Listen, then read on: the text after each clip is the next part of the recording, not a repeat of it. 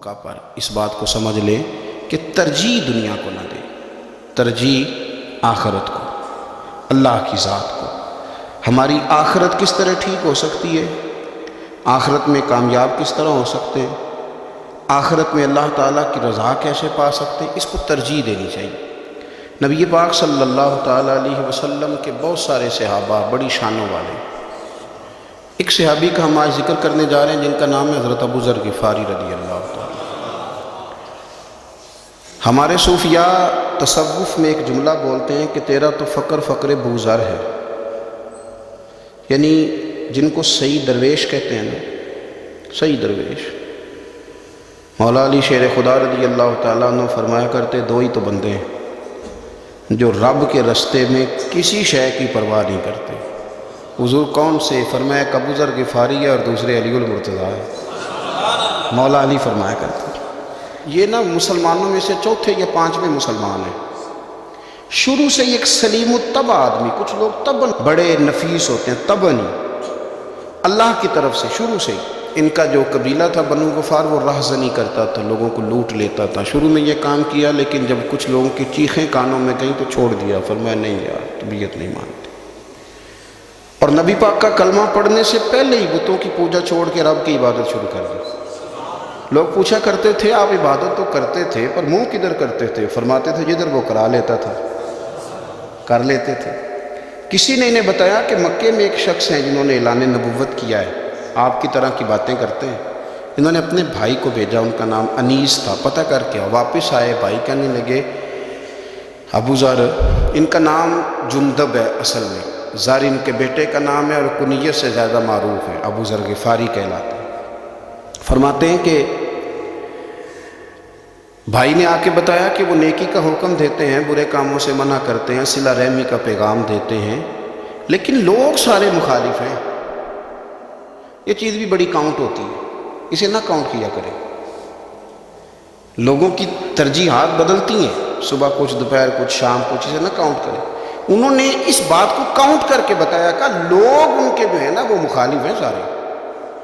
تو حضرت ابو ذر غفاری کہنے لگے مجھے تسلی نہیں ہوئی، میں خود جا کے پتہ کروں گا۔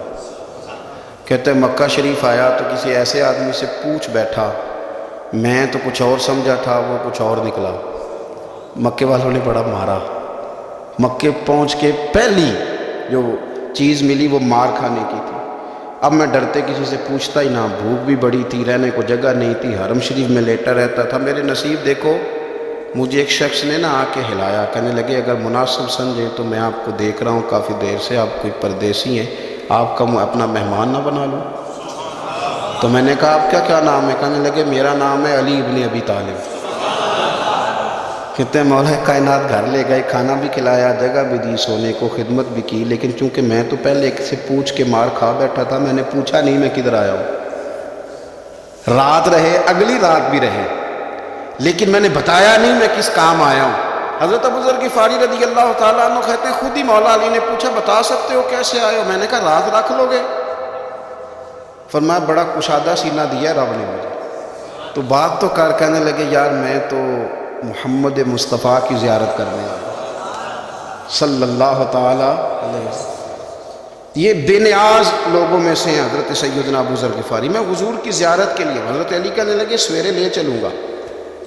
انسان بزدل نہیں ہوتا، ہر انسان بزدل نہیں ہوتا، اور بلا وجہ ٹکراؤ کی پالیسی بنا لینا یہ بھی سیانے لوگوں کا کام نہیں۔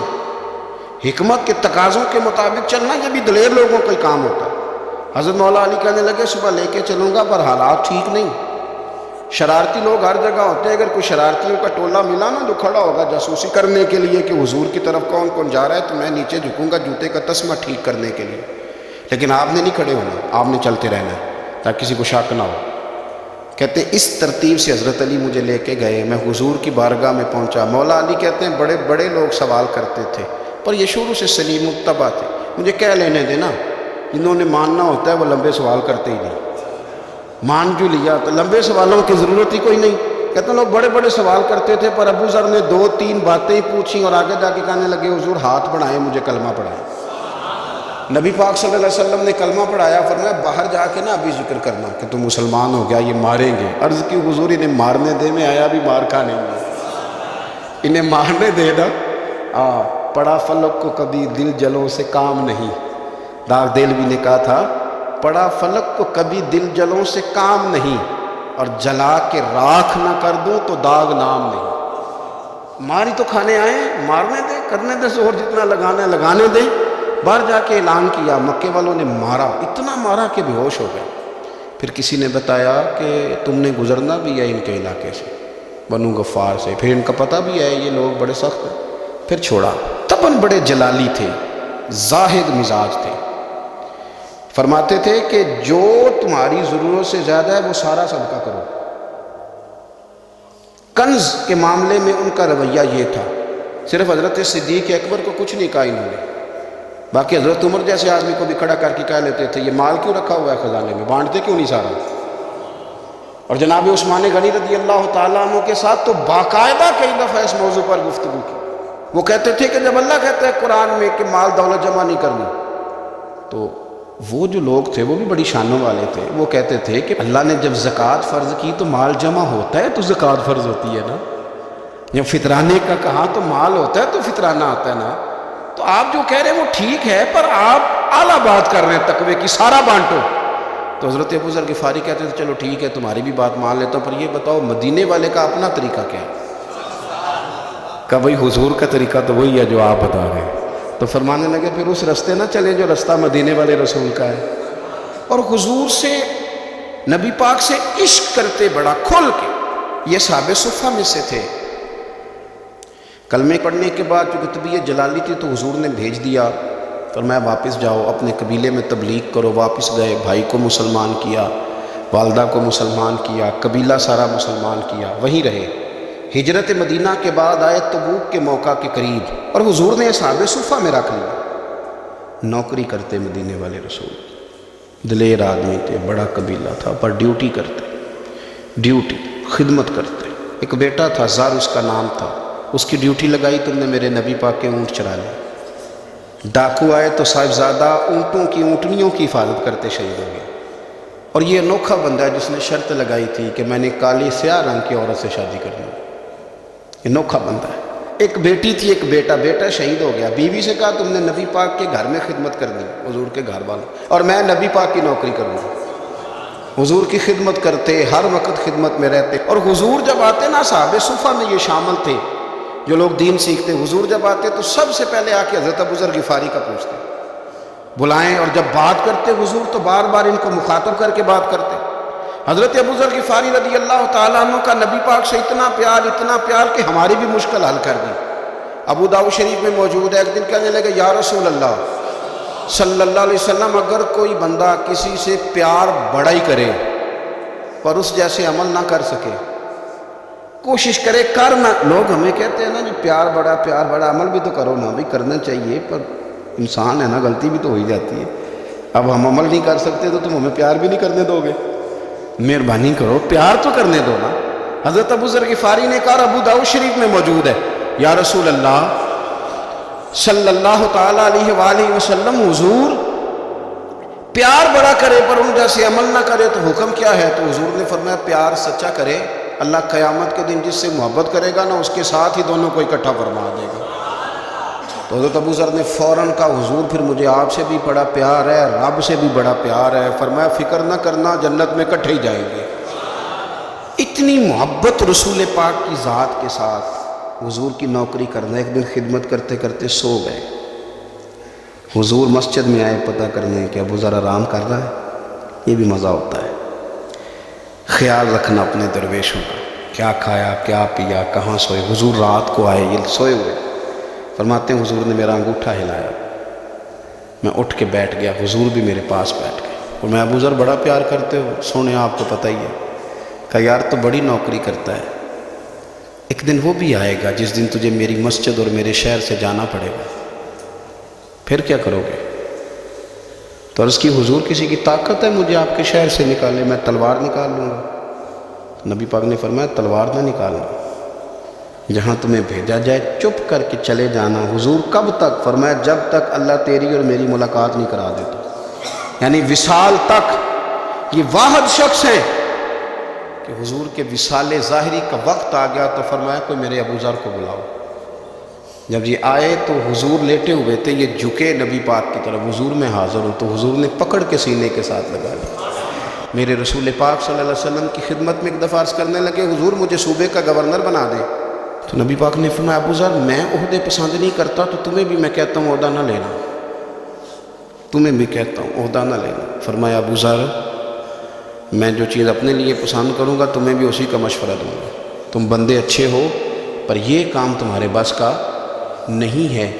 بڑے زاہد آدمی میرے رسول کریم صلی اللہ تعالیٰ علیہ وآلہ وسلم نے ان کے بارے میں فرمایا جس طرح نبیوں میں حضرت عیسیٰ علیہ السلام ہوئے، حضرت عیسیٰ دیکھیں نا، انبیاء میں اللہ تعالیٰ نے ہر قسم کی عظمت نبیوں کو دی۔ جناب سلیمان علیہ السلام کا تو تخت بھی ہوا میں اڑتا تھا، جن تک تابع دار تھے، اور نبیوں میں حضرت عیسیٰ بھی ہیں جن کے پاس گھر بھی کوئی نہیں، شادی بھی کوئی نہیں کی، اینٹ سرانے رکھ کے تکیہ بناتے، ایک ان کے پاس کنگھی تھی اور ایک پیالہ تھا۔ دیکھیں جو بندہ نیک ہو نا وہ بھی نیک ہیں، اللہ کے نبی ہیں، آپ اپنا تقوی مسلط نہیں کریں گے، جو وہ کر رہے ہیں وہ بھی مخلص ہو کے کر رہے ہیں۔ حکومتیں جو چلانی ہیں تو وہ کس نے چلانی ہے؟ اگر نیک بندے نہیں آئیں گے تو غلط لوگ آئیں گے، قوموں پہ ظلم کریں، وہ بھی اپنی جگہ ٹھیک ہے، لیکن یہ جو کر رہے ہیں یہ بات بھی اپنی جگہ بالکل ٹھیک ہے۔ ہم پتہ کیا کرتے ہیں، ہم چیزوں کو مسلط کرتے ہیں، ایک دوسرے پر مسلط نہیں کریں چیزوں کو۔ آپ جو کر سکتے ہیں، جو رستہ آپ کو صحیح لگتا ہے اختیار کر لیں، یہی تو ہمارے دین کا حسن ہے کہ سارے رستے واضح کر کے ہمیں دکھاتا ہے۔ حضرت عیسیٰ علیہ السلام نے ایک دن دیکھا کہ ایک بندہ نا انگلیوں کے ساتھ اپنے بال سیدھے کر رہا ہے، تو آپ نے فرمایا یار کنگھی کے بغیر بھی کام چل سکتا ہے، کنگھی بھی خیرات کر دی۔ دیکھا ایک بندہ ہاتھ کا تکیہ بنا کے لیٹا ہے، تو فرمایا اینٹ بھی دے دو کسی کے کام آ جائے۔ ایک دن دیکھا کہ ایک بندہ نا یوں چلو میں پانی پی رہا ہے، فرمایا پیالہ بھی رہنے دو، اس کے بغیر بھی کام چل ہی جاتا ہے۔ جناب عیسیٰ کا یہ زہد تھا۔ میرے نبی پاک علیہ السلام نے فرمایا جس نے جناب عیسیٰ کا زہد دیکھنا ہو وہ میرے ابو ذر غفاری کو دیکھے، ان کو دیکھے، یہ دنیا میں جناب عیسیٰ کے زہد کے مطابق چلتے پھرتے ہیں۔ ساری زندگی دولت کو، مال کو پسند نہیں کیا۔ جہاں رہتے تھے ایک گورنر صاحب نے 300 دینار تحفے میں بھیجے، تو ایک ہوتا ہے نا بندہ کہتا نہیں نہیں ضرورت نہیں، اور حضور سید عالم صلی اللہ علیہ وسلم نے حضرت عمر سے فرمایا تھا جو خود بخود آ جائے وہ قبول کر لو اللہ کی طرف سے، لیکن ان کا رنگ فقیری والا تھا اور تھوڑا انوکھا تھا۔ 300 دینار آئے تو فرمانے لگے اسے جا کے کہو تمہیں کوئی اور بندہ نہیں ملا دھوکہ دینے کے لیے، میرے گھر ہی مال بھیج دیا ہے۔ فرمانے لگے میرے پاس گدھا ہے سواری کرنے کے لیے، میرے پاس بکریاں ہیں دودھ پینے کے لیے، میرے پاس ایک چادر اضافی ہے سامان میں سے، میں تو ڈرتا ہوں کہ رب کہیں اس چادر کے بارے میں سوال نہ پوچھے، اور تم ہو کہ میرے پاس یہ لے کے آئے ہو۔ حضرت عثمان غنی کے پاس جا کے کہا کرتے کتنا لوگوں کے پاس پیسہ آ گیا ہے، ہر بندے کے گھر میں مال ہے، یہ کیا ہو رہا ہے، لوگوں سے کیا خرچ کریں غریبوں پہ۔ عثمان غنی فرمانے لگے تمہیں تو خوش ہونا چاہیے کہ میرے دور میں لوگ خوشحال ہو گئے۔ آپ فرمانے لگے نہیں، وہ والا رنگ زیادہ بہتر ہے جو مدینے والے نے اختیار فرمایا ہے، کیونکہ کچا رنگ للاری والا چڑھدا تے لیندا رہندا عشق تیرے دا رنگ محمد، جدوں چڑھ جائے پھر نہیں لیندا۔ آپ کی طبیعت کے اندر دولت سے بیزاری، حضرت ابو درداء، حضرت ابو موسیٰ اشعری، حضرت ابو ہریرہ رضی اللہ تعالیٰ عنہ، یہ سمجھ لیں ان کے کلاس فیلو تھے، ان کے ساتھ پڑھا تھا انہوں نے۔ حضرت ابو ذر غفاری ان پر بھی جلال کرتے ہیں۔ آپ یقین کریں کہ طبیعت نا ایسے کیف میں آ گئی ان کو پڑھ کے، ان کو پڑھا جب کچھ دنوں سے تو کچھ انوکھا، یہ انوکھی وضع ہے، سارے زمانے سے نرالے ہیں، یہ بندے کون سی بستی کے یار اب رہنے والے ہیں، یہ کس طرح کے لوگ ہیں، کیا سوچ ہے۔ حضرت ابو درداء رضی اللہ تعالیٰ عنہ کے گھر کے قریب سے گزرے تو حضرت ابو درداء مکان بنا رہے تھے، کیا جملہ کہا، تڑپ گئی روح۔ فرمانے لگے ابو درداء تجھ سے مجھے یہ امید نہیں تھی یار۔ فرمایا کیا ہوا؟ فرمانے لگے اب تیرا مکان بنانے کے لیے بھی اللہ کے بندوں کی پشتوں پر اینٹیں رکھی جائیں گی، تیرا مکان بنانے کے لیے رب کے بندوں کی پشتوں پر اینٹیں تیرے لیے۔ حضرت ابو درداء نے گردن جھکا لی، فرمایا یار جہاں تو ہے نا تو بالکل ہی ٹھیک کہتا ہے۔ کیوں؟ میرے نبی پاک صلی اللہ علیہ وسلم نے فرمایا اس زمین کے اوپر اور آسمان کے نیچے ابو ذر غفاری سے سچا بندہ کوئی نہیں، ان سے زیادہ سچا۔ میں تو ٹھیک کہتا ہے یار، صحیح کہتا ہے۔ حضرت ابو موسیٰ اشعری رضی اللہ تعالیٰ عنہ کو گورنر بنا دیا گیا عراق کا۔ اب حضرت ابو موسیٰ اشعری صحابہ میں ایک بڑے جلیل القدر صحابی ہیں، اور ان کی عظمتیں، رفعتیں، بلندیاں کیا کہنا، بڑی گہری دوستی تھی۔ لیکن جب وہ گورنر بن گئے نا تو آپ نے فرمایا بس بھائی اب تو نے عہدہ لے لیا ہے، یہ بندے کو ٹھیک نہیں رہنے دیتی چیزیں، اب تو عہدے میں چلا گیا۔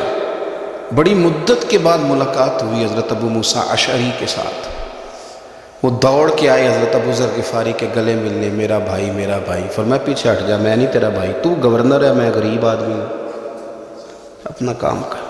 پھر دوڑ کے آئے، فرمایا ابو ذر تو میرا بھائی ہے یار، اکٹھے پڑھتے تھے حضور۔ فرمایا نہیں، جا تو نہیں میرا۔ پھر آئے، جانتے تھے نا یہ سچا بندہ ہے، یہ سچا بندہ ہے، یہ تقریروں والا نہیں، صرف وعظوں والا نہیں، اس کے اندر بھی بڑی سچائی ہے۔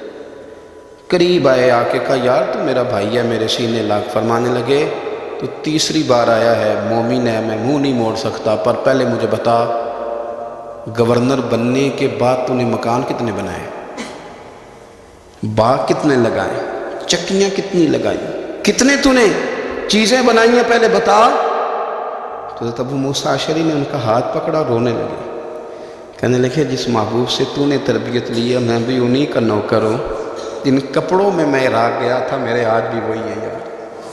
کیا بات کرتا ہے تو، میرے وہی ہیں۔ مجھے بتا اگر یہ عہدے خدمت کے ہم نہیں لیں گے تو پھر کیا ظالموں کو دیں گے، غیروں کو دیں گے؟ نہ کا کچھ نہیں بنایا۔ حضرت سیدنا ابو موسیٰ اشعری رضی اللہ تعالیٰ عنہ روئے، اور جب کہا نا کوئی شے نہیں میرے پاس، تو فرمایا اچھا چل آ جا، پھر سینے لگ جا، تو واقعی میرا بھائی ہے۔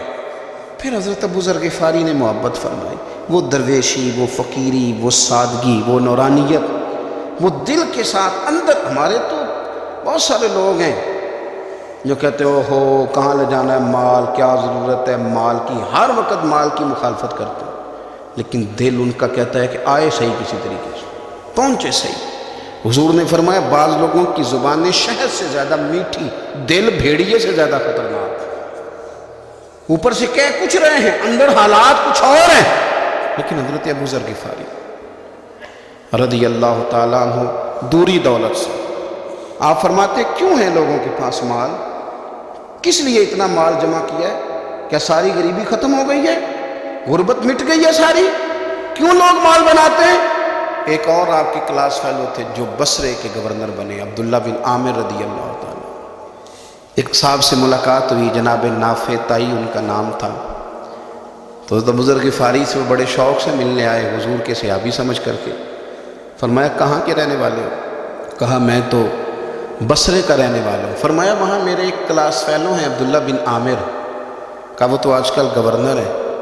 فرمایا میرا ایک پیغام دے دو گے اس کو جا کے؟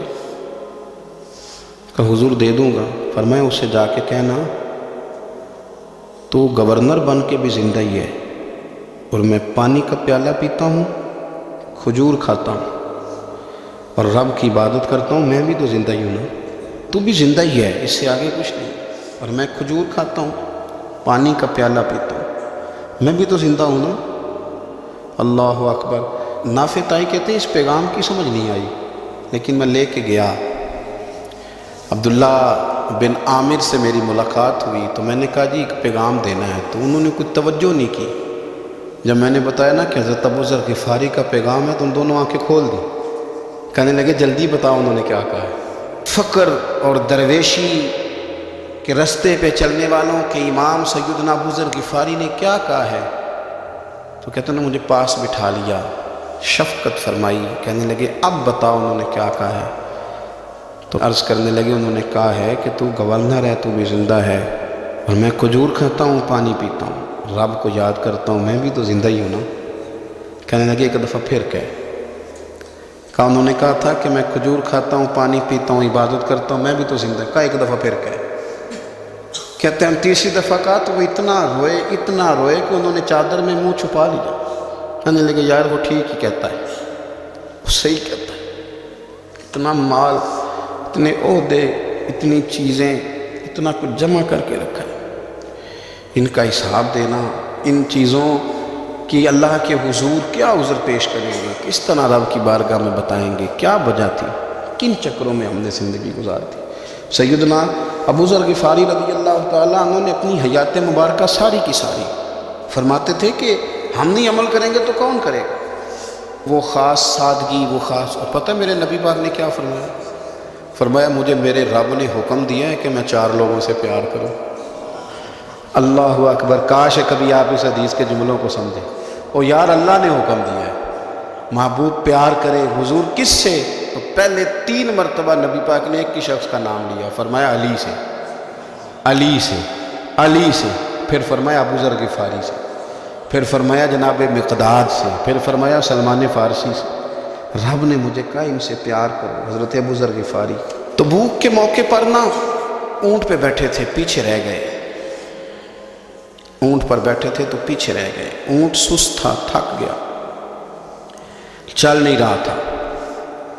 حضرت ابو ذر غفاری رضی اللہ تعالیٰ عنہ پہلے تو اسے لے گئے یہ گاؤں میں کہ اونٹ بیمار ہو گیا، اس کا علاج کرایا، لیکن جب وہ ٹھیک نہ ہو سکا نا تو اونٹ وہیں چھوڑ دیا۔ حضور صلی اللہ علیہ وسلم کے پیچھے ضرور پہنچنا ہے میدان تبوک میں، تو جو سامان تھا وہ سارا پشت پہ رکھا اور اکیلے ہی چل دیے، تنے تنہا اور پیدل۔ سامنے سے گرد اڑتی ہوئی نظر آئی تو لوگوں نے کہا حضور پتہ نہیں کون آیا ہے۔ فرمایا تمہیں نہیں پتہ، مجھے تو پتہ ہے نا، ابو ذر غفاری آیا ہے، ابو ذر غفاری آیا۔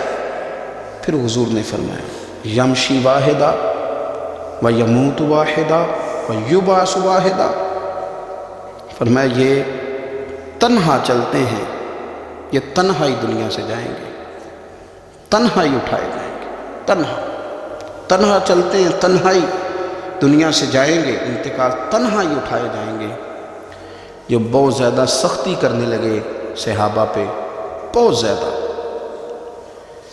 تو حضرت عثمان غنی رضی اللہ تعالیٰ عنہ نے فرمایا کہ آپ اپنے مزاج کے لحاظ سے تو درست ہیں، پر جو چیز آپ طاری کرنا چاہتے ہیں جب شریعت گنجائش دیتی ہے تو آپ کیوں اتنی سختی فرماتے ہیں؟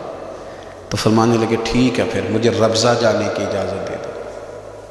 ربضہ ایک بستی تھی، جنگل تھا، وہاں کوئی آتا جاتا نہیں تھا، اسی کسے دے کچھ نہیں چلا گئے نہ کچھ ہڈا دردی۔ حضور نے کہا تھا نا یمشی واحد، تو اکیلا چلے گا، ربضہ چلے گیا۔ حضرت سیدنا عثمان غنی نے کہا یہ کچھ بکریاں لے جاؤ، دودھ پی لیا کرنا۔ فرمایا عثمان مجھے مال کی تو ضرورت پہلے دن سے ہی کوئی نہیں، مجھے تو رب رسول کی ضرورت ہے، ان کی کرم نوازیاں میرے ساتھ رہتی ہیں، تشریف لے گئے۔ وہاں تنہا کھجور کے خشک ٹکڑے کھاتے، عبادت کرتے، اللہ کو یاد کرتے۔ بڑے بڑے لوگوں نے آ کے کہا کہ ابو ذر آپ کی بڑی شان ہے، ہمارے ساتھ چلیں۔ فرمایا چھوڑو، کہاں منشور ہم اور کہاں ہنگامے محبت کے، ایک حجرے میں رہتے ہیں، خدا کو یاد کرتے ہیں، ضرورت کوئی نہیں، جہاں ہوں نا وہاں میں ٹھیک، حاجت نہیں۔ وصال کا وقت آ گیا، دنیا سے جانے کا ٹائم آ گیا، اکیلے ہیں، بیوی ہے اور بیٹی ہے، جنگل کا علاقہ ہے، حج ہو گیا، رستے بند ہو گئے، بیمار ہو گئے۔ اپنی اہلیہ کو بلا کے کہنے لگے اب میں بچوں گا نہیں، اب جانے کا وقت آ گیا۔ میں نے فقیری جو حضور کی دیکھی تھی اس میں نے وقت گزارا ہے، اور دیکھ میں جا بھی فقیری میرا لے سجدہ سا توڑ دی پائی، جان بھی دیتی تیرا تیرے، اب جانے کا وقت ہے تو اس طرح کرنا، اگر تیرے پاس کوئی کپڑا ہوا تو مجھے کفن دے دینا، نہ ہوا تو اللہ کے سپرد کر دینا۔ کہا ہم 2 عورتیں ہیں، جنازہ غسل کفن۔ فرمایا رب جماعت بھیجے گا میرے لیے، لوگ آئیں گے، میرے نبی پاک نے مجھ سے وعدہ کیا تھا آئیں گے نا لوگ۔ تو اہلیہ کہنے لگی ابو ذر آپ کو کیسے پتہ ہے کہ آپ اس صحرا میں انتقال کر دیں گے، اللہ شفا دینے والا ہے۔ فرمانے لگے ہم 3-4 لوگ بیٹھے تھے تو حضور نے فرمایا تھا تم میں سے ایک شخص صحرا میں اکیلا انتقال کر جائے گا، تو وہ میرے جتنے باقی ساتھی تھے وہ سارے انتقال کر گئے، اب میں اکیلا ہی بچا، مجھے پتہ ہے وہ میں ہی ہوں، تو تم دیکھنا تمہیں کوئی نہ کوئی مل جائے گا غسل کفن کے لیے۔ آپ کی اہلیہ کہتی ہیں کہ میں اٹھی، کبھی دوڑ کے میں باہر جاتی، سڑک پہ جا کے دیکھتی کوئی گزر رہا ہے، پھر میں آ کے کہتی حج ختم ہو گیا ہے، رستے بند ہو گئے ہیں، کون آئے گا جنگل، پھر میں آ کے ان کی تیمارداری کرتی، پھر اٹھ کے جاتی، پھر میں آ کے تیمارداری کرتی. اچانک میری نظر پڑی تو ایک چھوٹا سا قافلہ آ رہا تھا. اس قافلے میں چند لوگ تھے اور سب سے بڑھ کر صحابی رسول حضرت عبداللہ ابن مسعود بھی تھے. میں نے ان کو اشارہ کیا تو وہ دوڑے آئے, کہنے لگے بہن کیا ہے؟ میں نے کہا یہاں ایک شخص ہے, تمہاری تھوڑی سی ضرورت ہے اس کو. حضرت عبداللہ ابن مسعود کہنے لگے کون ہے بی بی؟ کہتے ہیں میں نے کہا کہ وہ ابو ذر غفاری ہیں. کہتی تڑپ کے روئے عبداللہ ابن مسعود, تڑپ کے. کہنے لگے ابو ذر میرے نبی پاک کا پیارا, میرے ماں بھی اس پہ قربان, میرا باپ بھی قربان, کدھر ہے جلدی بتاؤ. کہتی میں لے آئی. 4-5 لوگ تھے وہ. تو سیدنا ابو ذر غفاری کہنے لگے عبداللہ میرا وصال ہو جائے گا لیکن یاد رکھنا میری بیوی کے پاس کفن کے لیے کپڑا موجود نہیں. وہ لہو سا جنازہ توڑ ہی نہیں پائی, جان بھی دیتی تیرے, کفن کے لیے کپڑا نہیں ہے. لیکن تم میں سے نا وہ بندہ کوئی کپڑا نہ دے جو کبھی کسی سرکاری عہدے پہ رہا, وہ بندہ میرے کفن کے لیے کپڑا نہ دے کسی سرکاری عہدے پہ رہا. ایک انصاری جوان کہنے لگا ابو ذر میں کبھی کسی عہدے پہ نہیں رہا, اگر آپ میری چادر قبول کر لیں کفن کے لیے. میں ٹھیک ہے, میں نے نا حضور کے طریقے پر زندگی گزاری ہے, چپ کر کے میرا جنازہ پڑھ دینا اور مجھے کہیں اور نہ لے کے جانا. اسی کسی دے کچھ نہیں لگتے تو نہ کوئی ساڈا دردی یہیں کسی صحرا میں جنگل میں یہیں کوئی قبر کھود کے مجھے دفن کر دینا, مجھے جانے نہیں ہے کسی جگہ. حضرت عبداللہ ابن مسعود رضی اللہ تعالیٰ عنہ نے جنازہ پڑھایا اور اس درویش کو جو 5ویں یا 4تھے مسلمان ہیں ان کو وہاں دفن کیا. جب خبر پہنچی نا مدینے تو سب سے زیادہ آنسو مولا علی نے بہائے, سب سے زیادہ حضرت علی. لوگوں نے کہا اتنا کیوں روتے ہو؟ فرمایا 2 ہی تو بندے تھے جو اللہ کے راستے میں کسی کی پرواہ نہیں کرتے تھے, اب ایک ہی رہ گیا ہے. کہا حضور کیا مطلب؟ فرمایا 2 ہی تھے, ایک ابو ذر اور ایک علی, اب اکیلا علی تو رہ گیا, وہ چھوڑ کے چلے گئے. حضرت سیدنا ابو ذر غفاری رضی اللہ تعالیٰ عنہ اس عظیم شخص کا نام ہے. سردار قبیلے سے تعلق تھا, بڑے بہادر تھے, پر حضور کو فقیری میں دیکھا تو پھر زندگی اسی فقیری میں گزار دی, اسی فقیری میں, اسی طریقے میں وفا کر کے نا اسی رنگ میں گزار دی, انہی نقشوں پہ رہے. اگرچہ جائز تھا, بڑے بڑے لوگ تھے, بڑے بڑے لوگ تھے. حضرت عبد الرحمن ابن عوف بڑا مال تھا, حضور نے ان کو جنتی کہا, ان کے پیچھے نماز پڑھی, سب ٹھیک تھا. پر فرماتے تھے یار میں انکار نہیں کرتا, پر میرے نبی نے فقیری کی, حضور نے ایک وقت کھایا ایک وقت بھوک کاٹی, تم کس طرح بھر بھر کے پیٹ کھاتے ہو, تم کس طرح اتنی آسانیاں دیکھتے ہو. حضرت ابو ذر غفاری فرماتے تھے مجھے میرے نبی پاک نے 6 باتوں کی وصیت کی تھی. اپنے بچوں کو بھی بتاتے تھے, دوستوں کو بھی, 6 باتوں کی حضور نے وصیت کی تھی.